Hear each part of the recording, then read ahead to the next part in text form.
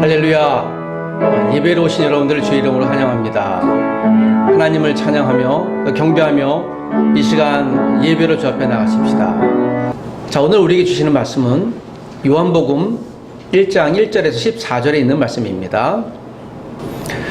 90년 후반에 신학교를 졸업한 동기 목사님이 강원도 태백 오지에서 목회를 시작하셨습니다.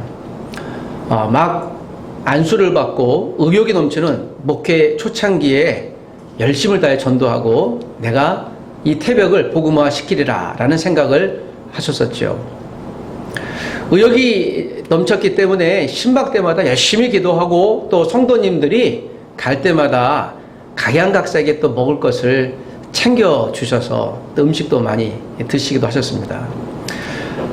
곤란한 일이 있었는데 이 목사님이 서울 출신이어서 도시 출신이어서 의욕은 갖고 오지로 가긴 했지만 오지의 문화생활이 그렇게 썩 녹록지 않았던 것 같습니다. 성도님들에게 신방을 가면 강원도이기 때문에요, 감자밥과 옥수수가 반쯤 섞인 이 고봉밥이라고 하는데 그것을 덜컥 내주시고, 그것을 먹으면 소화가 안 되니까 속이 뒤집히고 뭐 배탈이라는 건 기본이었고요. 또 물만 달라고 하니까 소똥 묻은 손으로 그릇에 물을 싹 닦아서 여기 있습니다 하고 주시고요. 또 파리가 새까맣게 달라붙은 행주컵을 깨끗이 또 컵을 닦아서 주시는 것입니다. 심지어는 겨울에 귀한 번 오셨다고 또 콜라를 따끈하게 데워서 주시기도 하셨죠. 도시에 살다가 산골 오지 목회하기가 참으로 고민이 되는 상황이었다고 합니다. 어느 날 이 목사님이 마음을 바꿨다고 합니다. 야, 그래, 내가 이곳에 온 것도 하나님의 뜻이 있을 텐데 뭐든지 성도님들이 준 대로 먹자. 목회는 먹회인데 정성을 다해 감사히 먹자. 저도 신학교 다닐 때 이 교수님한테 그런 말씀을 들었습니다. 야, 목회는 먹회다. 무엇이든지 가리지 말고 성도님들이 주는 대로 먹어라. 그것은 예의가 아니다. 그걸 저도 배워서 감사히 먹자. 이 목사님도 그랬던 것 같습니다. 몇 년 지나자 이제는 오지에 잘 적응해서 목회의 안정을 얻었는데요, 덤으로 얻은 것이 복부 비만이었습니다. 주는 대로 감사히 먹고 자신의 배를 한참 보고, 이 불쑥 나온 배를 보고 웃으면서, 야, 그래, 좀 비만이긴 한데 이건 복음을 위한 복음 비만이다 라는 이야기를 들었습니다. 복부가 비만이 있지만 사랑과 복음이 커지는데 뭐 이까지 것쯤이야. 저도 굉장히 공감되는 내용이기도 합니다. 삶으로 함께 사는 것이 여러분 작은 예수가 아니겠습니까? 우리가 예수님이 될 수는 없지만 우리와 함께 동거하고 또 함께 사시는 분들이 먹고 마시는 것, 형편에 따라 차별하는 것이 아니라 감사히 또 받아 우리가 나누는 삶, 이것이 우리의 은혜 삶인가 아닌가 생각이 되어집니다. 우리 가족들이 그러하였으면 참 좋겠습니다. 또 우리도 그런 삶을 살 때 주변에서 우리를 통한 그리스도의 삶이, 또 그리스도의 복음이 우리의 삶으로 드러날 수 있다면 우리의 삶이 좀 불편할지라도 기꺼이 감수할 만한 상황이 되지 않겠습니까? 처음 작심하고 기대했던 것과는 달리 시간이 갈수록 환경과 마음이 변화하고 때로는 그 첫 마음을 잃어버리기도 합니다. 오지에 가셨던 목사님처럼 처음에 생각했던 것과는 좀 다른 문화 가운데 생각이 좀 변화되었던 것처럼 사람은 처음 마음 먹은 것과 달리 적응하다 보면 이제 생각이나 또 하는 뜻이 이렇게 변화되기도 합니다. 주님이 부활하고 승천하신 AD 한 33년 이후 약 한 40년 전이 지난 AD 한 70에서 아마도 80년 사이쯤에 예수님의 신성과 인성을 동일시하지 않고 또 이것을 구별하려고 하는 영지주의 이단의 부류가 생겼습니다. 사도 요한이 오늘 요한복음을 쓰기로 작정한 결정적인 이유였던 것이죠. 야, 몸은 악한 거니까, 이것이 헬라 철학이었거든요. 그리스 철학이에요. 몸은 악하니까 쾌락을 누려도 돼. 소위 말하는 이제 에피쿠로스 학파, 아타락시아라고 하는 육체적인 쾌락을 그냥 좋아하는 거예요. 그래서 육체는 모든 것이 가능해. 그래서 로마 안에서도 이런 호모섹슈얼리즘이 또 짐승과도 이 난잡한 행위라는 게 자연스러웠어요. 그게 그 당시의 철학이었죠. 교회가 이런 상황 가운데 이런 철학 사조의 영향을 받아 큰 문제가 생겼던 것 같습니다. 펜대를 들어야 했죠. 문제가 생기니까요. 자, 이렇게 요한복음을 기록할 사도 요한이 당시의 상황을 잠시 여러분께 설명을 드렸습니다. 요한복음은 다른 공관복음과는 다른 특징이 있습니다. 우리 소위 사복음서라고 하지 않습니까? 마태, 마가, 누가, 요한이 있고요. 세 복음서를 공관복음, 신티스라고 합니다. 그 세 명이서 한 예수님을 각기 다른 방향에서 봤어요. 똑같은 예수님인데 같은 관점에서. 근데 요한복음은 사복음서에 들어가긴 하는데 이 세 공관복음서와 좀 다른 특징이 있습니다. 기록 시기가 다르고요. 앞에 세 복음서는 AD 한 70년 이전에, 즉 이스라엘이 멸망하기 전에 기록된 반면 요한복음은 멸망한 뒤에 기록되어졌습니다. 또 이 공관복음은 북방 갈릴리의 행적을, 예수님의 행적을 중심으로 기록되어 있지만 요한복음은 유대지방 전도를 위해 기록되어 있습니다. 공관복음은 유월절을 지키는 장면이 한 번밖에 없는데 요한복음은 3번이 나타나요. 그래서 이 요한복음을 근거로 예수님께서 3년을 공생이 하셨구나라고 하는 근거를 삼는 것이죠. 요한복음은 특별히 헬라 철학뿐만 아니라 이 모든 말씀드렸던 그런 육체적인 쾌락, 세상의 문화, 온갖 문화, 그리고 막 예수님을 영접하게 된 이방인으로서의 그리스도인, 또 유대인으로서 그리스도인들 모든 사람들에게 주시는 말씀이었습니다. 그래서 요한복음은 마태, 마가, 누가, 요한은 각각 수신자가 특정되어 있습니다. 유대인, 또 로마인 등등이 특정되어 있는데 요한복음은 모든 사람들 특정하지 않고 모든 사람들이 이 복음을 받아들일 만하다. 그러므로 요한복음을 우리가 새가족들에게 먼저 읽히기를 권면하는 것이죠. 또 우리 자녀들과 함께 예수님이 누구야? 라고 생각한다면 요한복음을 한번 하루에 한 장 또는 예배할 때마다 한 장씩 읽는다면 예수님을 알아가는데 굉장히 큰 도움을 받을 수 있을 것입니다. 요한복음의 기록 목적을 요한이 저 뒤에서 밝히는데요. 20장 31절 보니까 오직 이것을 기록하면 너희로 예수께서 하나님의 아들 그리스도이심을 믿게 하려 함이요 또 너희로 믿고 그 이름을 힘입어 생명을 얻게 하려 함이라. 요한복음에 2가지 키워드가 나옵니다. 핵심 단어인데요. 무엇입니까? 예수 그리스도께서 우리의 하나님 되심을, 구원자 되심을 믿게 하려, 믿음과 또 그 믿음 안에 생명이 있다. 이 2가지 키워드는 것이죠. 믿음과 생명이 요한복음에서 사도 요한께서 강조하는 말씀입니다. 전체 사복음서 또 모든 성경이라고 읽어지는 요한복음 3장 16절이 등장하죠. 자, 한번 읽어볼까요? 하나님이 세상을 이처럼 사랑하사 독생자를 주셨으니 이는 그를 예수 그리스도를 믿는 자마다 멸망치 않고 영생을 얻게 하려 하심이라. 1장 12절에는 영접하는 자, 예수님을 구세주로 영접하는 모든 사람, 그 이름을 믿는 자들에게는 하나님의 자녀가 되는 권세를 주셨으니. 자, 이렇게 요한복음이 강조하는 핵심 주요 구절 가운데 하나의 공통된 단어를 우리가 발견하게 될 것이에요. 믿음입니다. 육체적인 믿음, 즉 예수 그리스도를 잘못 믿는 그들과 함께 더불어서, 영지주의는요, 예수님이 육신으로 오신 것에 대해서 긍정하지 않으려는 경향성이 있었어요. 영지주의는 육체적인 것을 굉장히 평가절하해요. 그래서 육체 모든 것이 가능해요. 몸이 하는 모든 것들은 괜찮아요. 죄가 아니에요. 죄가 아니라고 하는 것이죠. 이것이 이제 요 근래 소위 구원파라고 있잖아요. 예, 그들이 계승한 거예요. 놀랍지 않습니까? 2000년 전의 영지주의는요, 2021년에도 살아서 움직여요.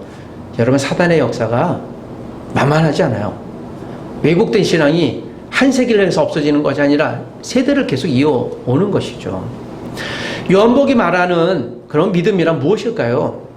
그것은 바로 예수님을 제대로 아는 것입니다. 바르게 아는 것이고 그 예수 그리스도 안에 생명이 있다라는 것을 아는 것과 생명이 있는 자가 믿음을 갖고 성숙해가는 과정, 이 세 가지를 말씀하고 있는 것입니다. 저는 오늘 요한복음의 서론 부분을 지나고 앞으로 7주 동안 예수님의 표적에 관한 이야기를 여러분께 나누려고 합니다. 그 생명, 예수님에 대한 믿음을 가장 강력하게 나타내는 사도 요한의 의도적인 사도 요한복음에만 기록되어진 내용 7가지가 있습니다. 예수님의 표적은 메시아를 증거하기 위한 표적이에요. 이 표적은 단순히 기적에 머무르지 않고 하나님 나라 도래를 증거하는 것에 있는 것이죠. 우리가 원하는 기적은 그런 것이에요. 사람은 굉장히 이기적이어서 내가 투자하지도 않았는데 바라려고 하는 경향이 있어요. 오해죠. 이것이 우리의 기도 제목이 되면, 일상화가 되면 이건 한번 점검해 볼 필요성이 있어요. 여러분, 예수님 믿는 것이 기적이지만 하나님의 은혜 안에서 기적이에요. 내가 원하는 기적, 물질적인 기적, 투자도 안 했는데 섬기지도 않았는데 얻으려고 하는, 이걸 소위 말하면 이기적인 욕망이라고 하죠. 예수님의 7가지 표적은 이것입니다. 물이 포도주로 변하는 기적, 이거 다음 주 살펴볼 것인데요, 2장에 나옵니다. 왕의 신하의 아들의 병을 고치는 기적, 베데스다 연못가에 38년이나 된 병자를 고치는 기적, 5,000명을 2만 명을 오병이어로 먹이는 기적, 바다 위를 예수님이 걷는 기적, 날 때부터 매김된 자를 고치는 기적, 죽은 나사로를 살리는 기적. 여러분, 이 기적의 특징은 무엇입니까? 그래서 오늘 이것을 저는 표적이라는 말을 씁니다. 이 표적은 공통점이 하나 있어요. 다 사람이 못하는 것이에요. 그래서 예수님이 보였던 이 표적은 내가 누구인가를 드러내는 의도적인 이유가 있었던 것이에요. 이것을 요한복음에서 표적에서 발견할 수 있어야 돼요. 하나님, 예수님이 일어섰으니 나의 문제를 풀어주십시오. 이것도 기도가 맞긴 하지만 사도 요한이 말씀하고자 했던 내용과는 좀 거리가 먼 것이에요. 우리는 단순히 내 욕구만을, 내 이기적인 욕구만을 하나님께 아뢰는 유치한 믿음이 아니라 사도 요한이 그의 일생을 통해 요한복음을 기록하면서, 여러분, 이 요한복음을 듣는 여러분들은 반드시 이 말씀은 꼭 아셔야 합니다라고 하는 아주 간절하고 강국한 메시지를 우리가 놓치지 말아야 될 줄 믿습니다. 이 7가지 표적의 공통점은 그것이에요. 사람이 못한다면 누가 행하는 것입니까? 오직 하나님만 행하시는 기적인데, 하나님이 행하시는 기적을 표적으로서 누가 행하신 거예요? 예수님이에요. 그러면 예수님은 누구입니까? 그 얘기를 하려는 거예요. 내가 I am God, 내가 하나님이야 라는 것을 드러내는 것이 이 표적의 유일한 목적이에요. 이런 표적을 우리도 행하기를 원합니다. 그것은 교만일 수 있어요. 이건 예수님만 행하셨던 것이에요. 요한복음의 주요 표적들만으로도 생명이신 예수님을 믿는데 충분합니다. 이것이 요한의 메시지예요. 이 책에 기록되지 아니한 다른 표적들도 많이 행하셨으나 이 7가지를 기록한 이유는 이것만으로도 예수님이 메시아임을 드러내는데 부족함이 없다. 그가 구세주로 믿는데 부족함이 없다. 내가 그러므로 하나님이야, I am God, 이 이야기를 예수님께서는 에고 에이미라고 하는 헬라어로 쓰였습니다. 예수님 시대에는 헬라어를 썼거든요. 또 히브리인도 히브리어도 쓰기도 했고, 이 성경이 기록된 헬라어는 에고 에이미는요, I am that I am, 그것과 똑같은 말이에요. 나는 나다. 성경에서 나는 나다라는 말이 유일하게 구약에서 한 군데 나옵니다. 출애굽기 3장 14절에 모세가 하나님, who are you?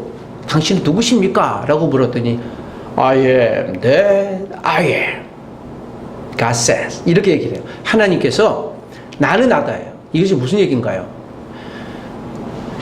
여러분이 누구신가요? 라고 여쭤본다면 우리를 어떻게 소개하겠습니까? 저는 대학교 목사입니다. 저는 남자입니다. 또 저는 무엇을 좋아하고요. 제 경력은 이렇습니다. 제 가정은 어떻습니다. 라고 설명하지. 당신은 누구세요? 그러면 나. 대화가 안 되는 거예요. 아니, 당신은 누구시냐고요. 나는 안 돼요. 이게 하나님이 본인을 드러내는 가장 강력하고 명확한 얘기예요. 자, 이 이야기는 다시 7가지 표적을 통해 여러분께 알려드리겠습니다. 하나님이나 예수님이나 자신을 소개할 때 나는 나야 라는 말을 반복해서 하고 있는 것이죠. 이것이 요한복음에 나오는 예수님의 자기 선포 7가지예요. 이것은 7가지 표적 이후에 다시 한번 살펴보겠습니다.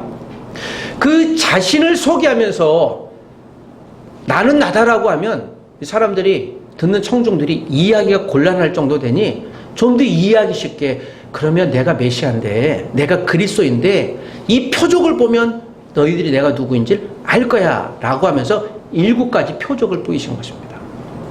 이것이 2장부터 계속 나오죠.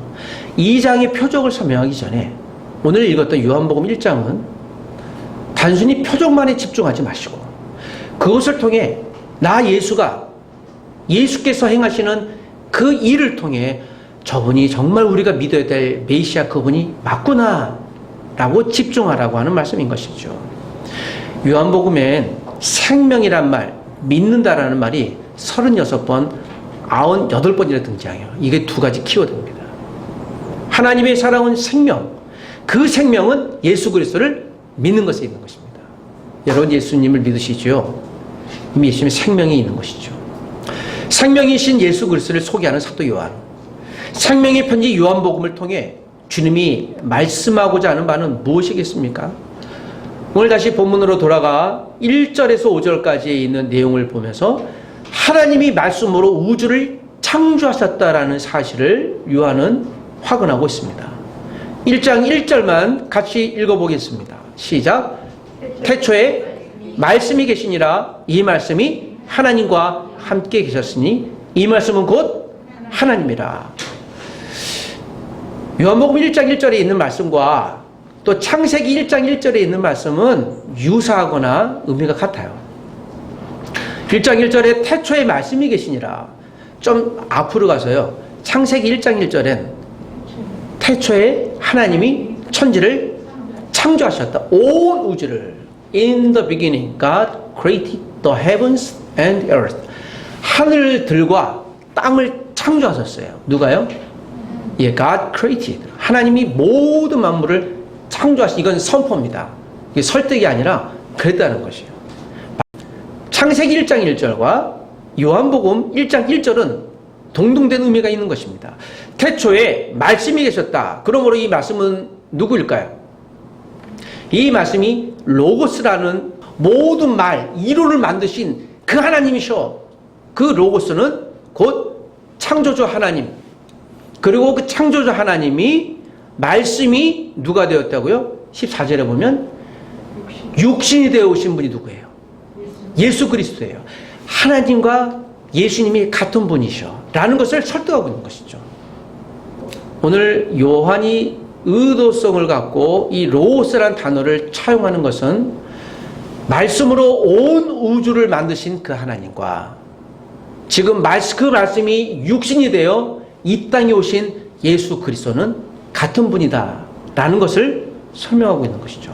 그건 선포이며 요한복음이 갖고 있는 굉장히 중요한 설득입니다.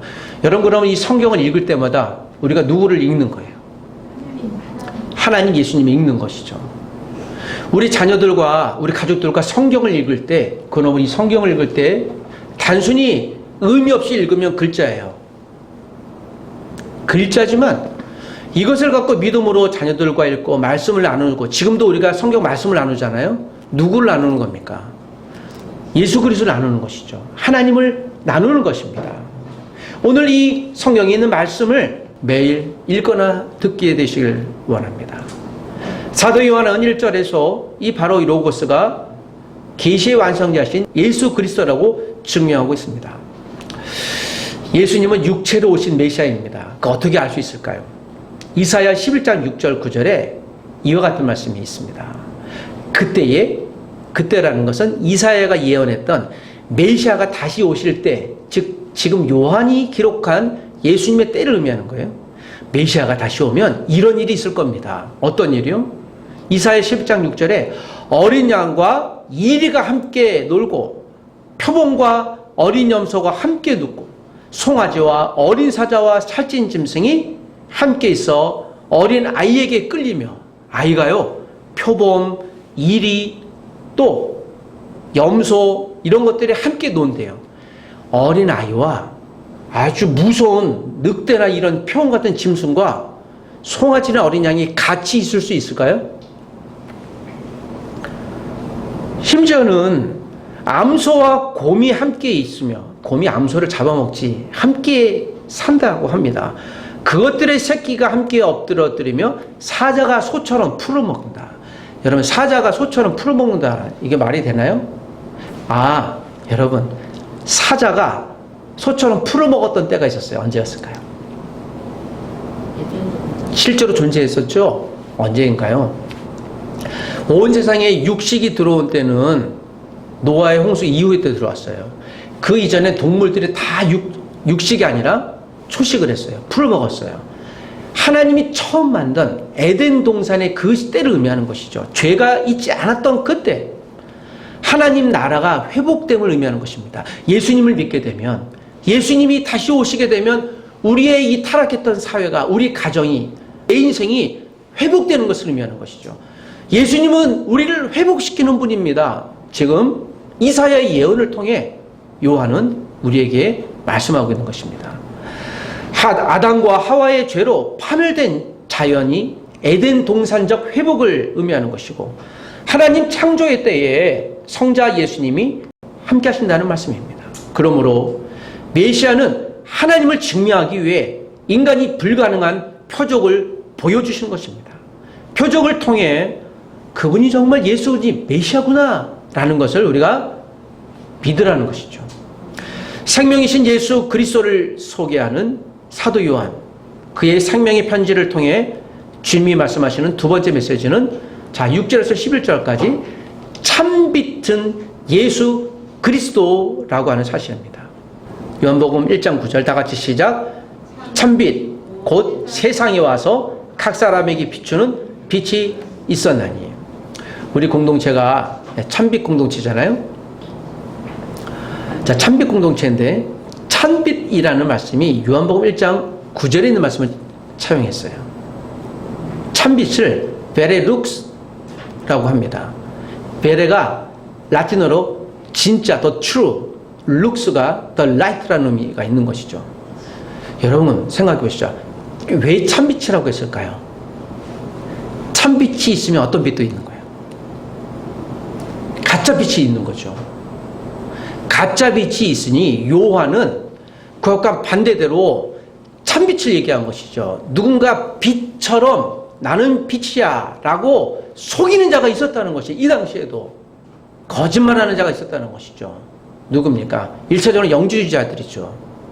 예수님은 육체로 오시지 않았어. 그러니까 모든 육체는 마음대로 살아도 돼, 그냥 타락해도 되고 또 돈만 추구하면 돼, 우리 인생이 그런 거지 뭐 라고 했었던 바로 그런 악한 자들과 더불어 그게 아니라는 것을 얘기하는 것입니다. 오늘 요한은 참빛인 예수 그리스도를 우리에게 소개합니다. 그 이전에 1장 6절 보니까 하나님께로부터 보내심을 받은 사람이 있음이 그의 이름은 요한이라. 이 요한은 세례 요한이거든요. 세례 요한이 예수님의 오심을 광야에서 증거했어요. 그 예수님이 오실 텐데 나는 그게 힘들매도 묻기도 어려운 존재입니다. 예수님 메시아가 오시면 그를 믿으십시오 라고 했죠. 그리고 사도 요한은 그 예수님이 참빛이라고 얘기를 합니다. 굉장히 중요한 얘기인데요. 참빛이신 예수 그리스도가 있다면 거짓빛, 세상의 거짓 말하는 사람들에게 속지 마라. 이게 사단의 속성을 갖고 있는 존재라는 것입니다. 세례 요한은 참빛이신 메시아가 오기 전에 참빛을 소개하는 분이셨어요. 저는 그 UFC라고 하는 이 격투기를 나름대로 가끔씩 흥미진진하게 보기도 합니다. 그 유명한 게임을 하기 전에 링 아나운서가 오르는데요. 마이클 버퍼와 브루스 버퍼라는 두 형제인데요. 링 아나운서 있잖아요. 그 소개하는 사람.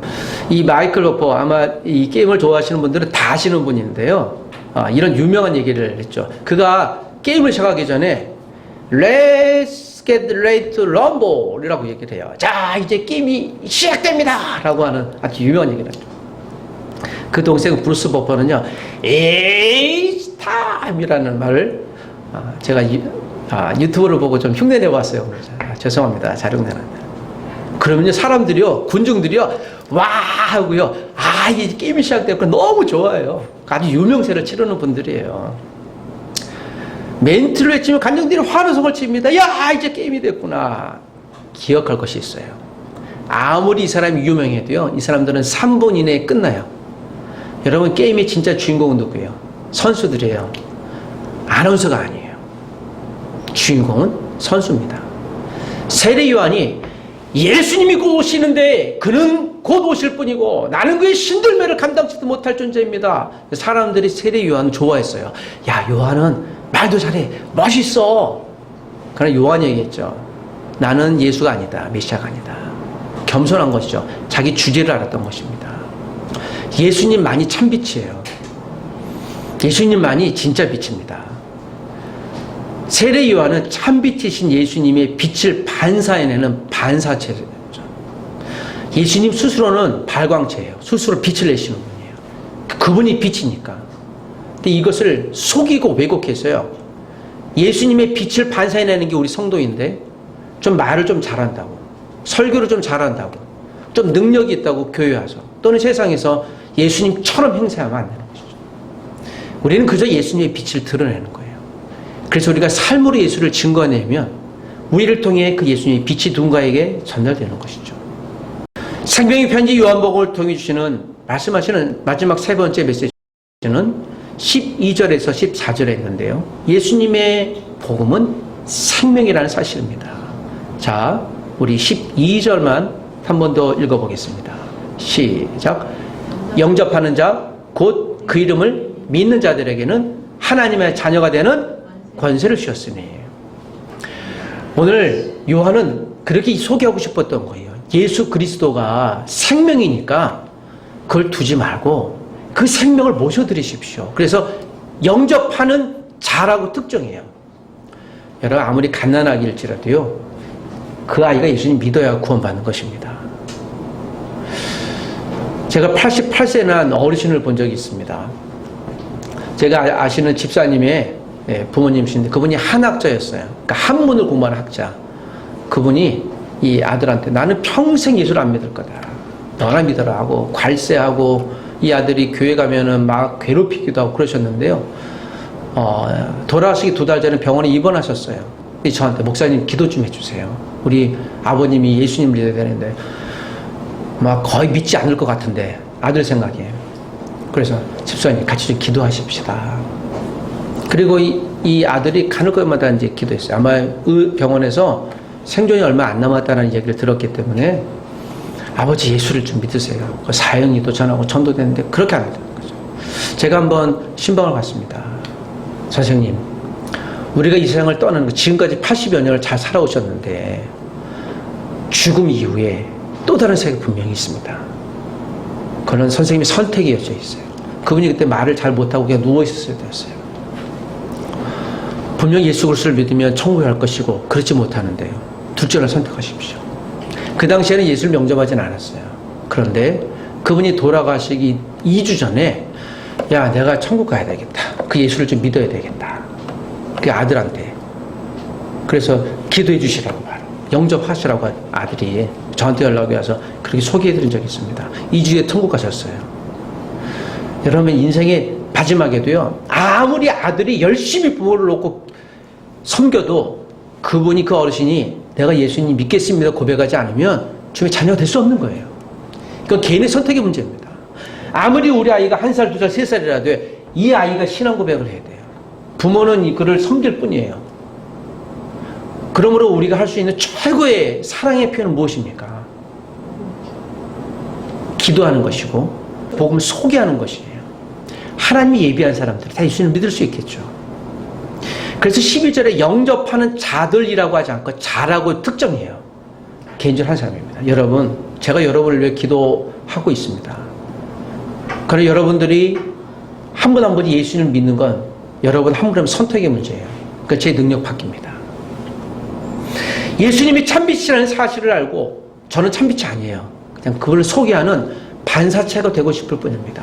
그러나 저를 통해서, 부족한 저를 통해서라도 오늘 성경이 요한이 얘기하는 그 예수 그리스도를 저와 여러분이 만난다면 이보다 더 기쁘고 감사한 일이 어디 있겠습니까? 오늘 명절 때인데 아마 친지들 많이 만나실 텐데요.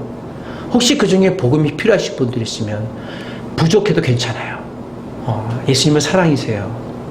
그분을 믿으십시오. 라고 전해보시면 어떠실까요? 그분은 생명입니다. 그분은 논리로 이해가 되지 않아요. 그분은 기적 같은 일들을 많이 행하셨죠. 그 표적에 관한 이야기들은 다음 주에 말씀을 7번에 나누도록 하겠습니다. 여러분, 우리가 이렇게 예배하는 것도 기적이 아니겠습니까? 저와 여러분이 한 가족이 되었다는 것도 기적이 아닐까요? 인간이 하나님을 논리적으로 알 수 있지만 하나님은 인간의 논리에 제한받지 않습니다. 그래서 때로는 아주 신비한 일들까지도 우리를 통해 일하시는 것을 보게 되어주죠.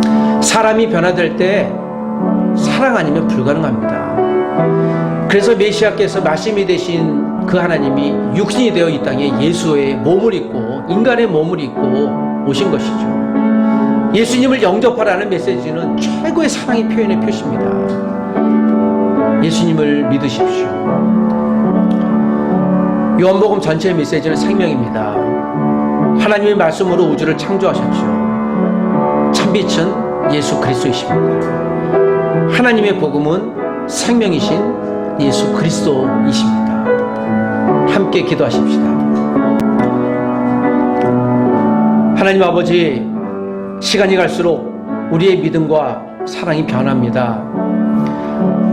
하나님이 우리를 사랑하사 독생자 예수 그리스도의 생명을 대신 내어주신 사실을 다시 기억하게 하시고 하나님의 사랑과 가족으로의 믿음의 회복을 날마다 경험하는 우리가 되게 하여 주시옵소서.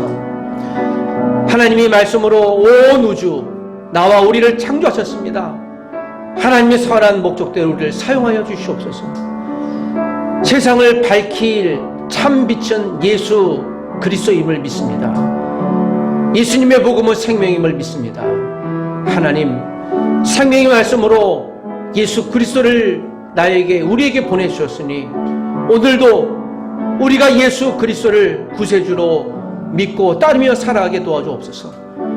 그분의 빛을 비추는 복음의 반사체가 되게 도와주옵소서.